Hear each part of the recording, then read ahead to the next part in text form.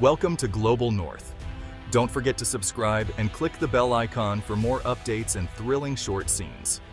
A new security partnership is emerging in the Indo-Pacific, informally dubbed the Squad, uniting the Philippines, the United States, Australia, and Japan. Their shared concern, China's assertive actions in the East and South China Seas, which threaten regional stability and established rules. These four nations have moved from casual talks to regular, focused meetings, signaling a shift towards structured collaboration. Their latest summit in Kuala Lumpur marked their fifth in 3 years, underscoring their growing resolve.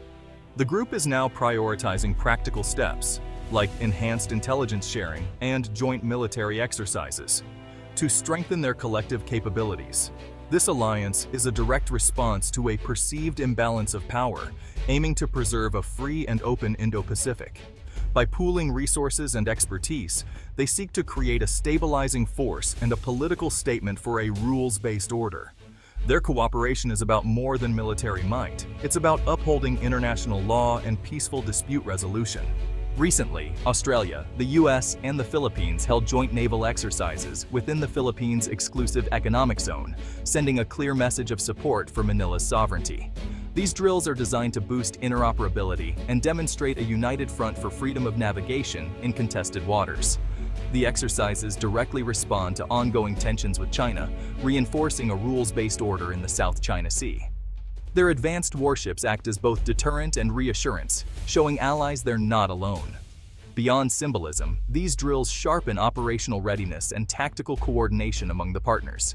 By operating within the Philippines' EEZ, they uphold the 2016 arbitral ruling against China's expansive claims. The message: international law, not force, should govern the region's future. China has sharply criticized the growing cooperation among the Philippines and its allies, accusing the US and Australia of interfering in regional affairs. Beijing labels the Philippines a troublemaker for inviting external powers and views the joint drills as provocative.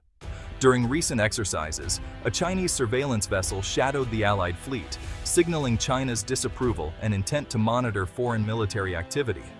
China insists disputes should be resolved bilaterally, rejecting outside involvement. This stance clashes with the Squad's belief that international law and multilateral cooperation are essential for regional security.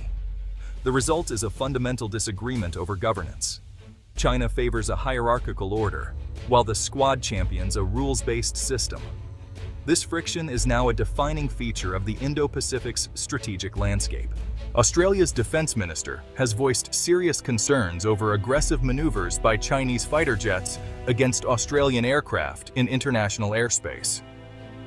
Such incidents raise the risk of dangerous miscalculations and potential conflict.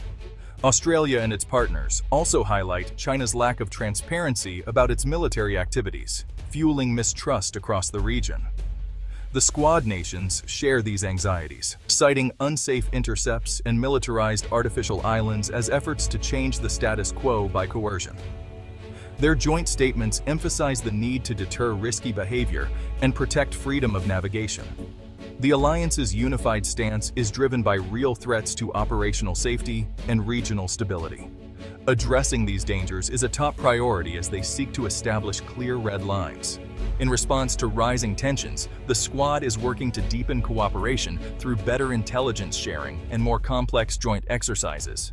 Enhanced real-time data exchange will allow for faster, more coordinated crisis responses.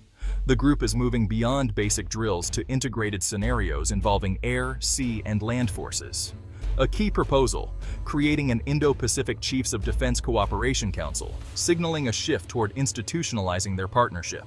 This council would enable regular strategic planning and synchronized activities, making the alliance more resilient and proactive. Formal structures will ensure sustained, systematic collaboration for years to come. The goal is a credible, integrated force ready to act in unison.